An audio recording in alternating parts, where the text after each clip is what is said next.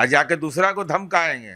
हिम्मत है हम लोग को बोलने का, तबीयतें ठीक कर देंगे। इनके जो कारनामे हैं, जब सदन में माननीय सदस्य प्रश्न पूछेंगे तो विभाग को तो जवाब देना होगा।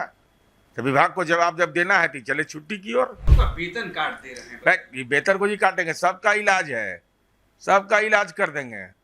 गलत आदेश कभी नहीं चलता है। आप हैं निष्कर्ष भारत के साथ और मैं हूं मनोज चतुर्वेदी।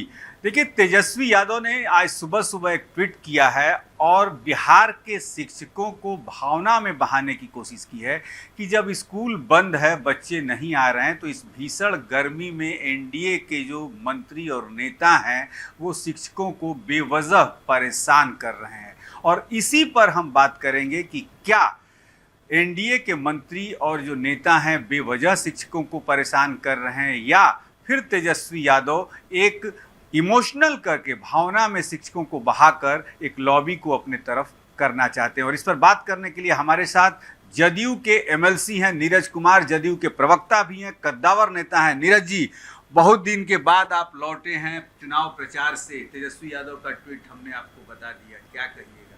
बहुत देर हो गया तेजस्वी यादव जी, गाड़ी छूट गया आपका।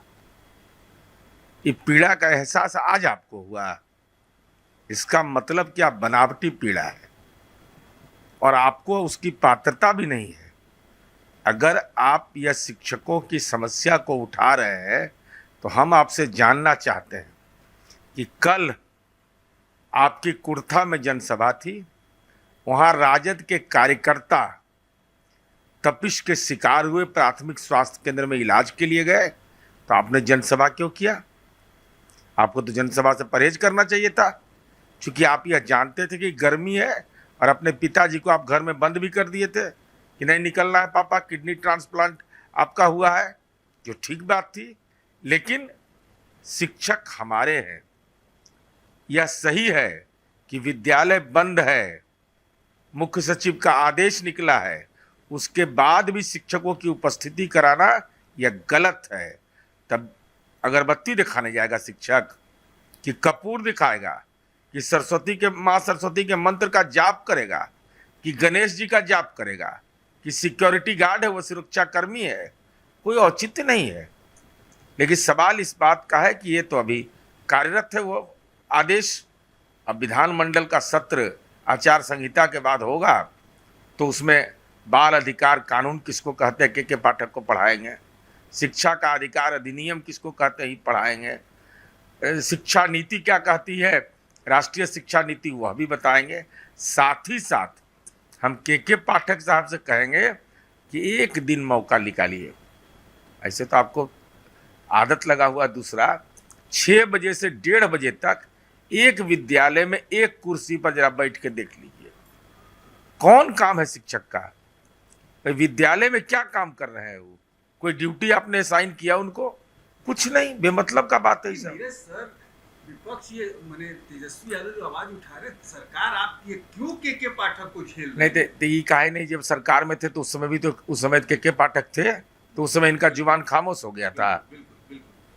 उस समय तो जयकारा कर रहे थे के पाठक का, और हम तो सत्ताधारी दल में रहते हुए सवाल उठा रहे हैं और उसके वस्तुगत संदर्भ के साथ उठा रहे हैं। ये राजनीतिक विषय नहीं है, ये विषय है कि विद्यालय के प्रबंधन में शिक्षकों की भूमिका होती है, लेकिन अभी कोई दायित्व उनका नहीं है, तो उनसे ड्यूटी लेने का कोई औचित्य नहीं है। मेरे सर, आज कन्हैया प्रसाद जो के पाठक से नीचे के अधिकारी हैं, उनके बहुत ही विश्वस्त अधिकारी हैं, वो आज रिटायर हो रहे हैं। के पाठक ने अनुशंसा की थी मंत्रालय से उनको एक्सटेंशन के लिए, वो भी नहीं दिया गया। और आज के पाठक अभी 2:30 बजे 3 जून से 30 जून तक के लिए लंबी छुट्टी पे जा रहे हैं। क्या धमकी दे रहे हैं के पाठक? अरे छुट्टी पर जा रहे हैं कि विधानमंडल का सत्र है, जवाब देना पड़ता है। वो बुद्धि लगाते हैं तो उनसे कम बुद्धि किसी को है। आप विधानमंडल कमेटी बुला सकती है उनको विधानसभा में? विधानमंडल में जवाब तो देना होगा ना विभाग को। इनके जो कारनामे हैं, जब सदन में माननीय सदस्य प्रश्न पूछेंगे तो विभाग को तो जवाब देना होगा। तो विभाग को जवाब जब देना है तो चले छुट्टी की ओर। वाह, कैसे बहादुर हैं आप। हमारे सूत्र बता रहे हैं कि शायद समझ गए हैं कि नीतीश कुमार अब विधानमंडल की बैठक के बाद इनकी छुट्टी करने वाले हैं।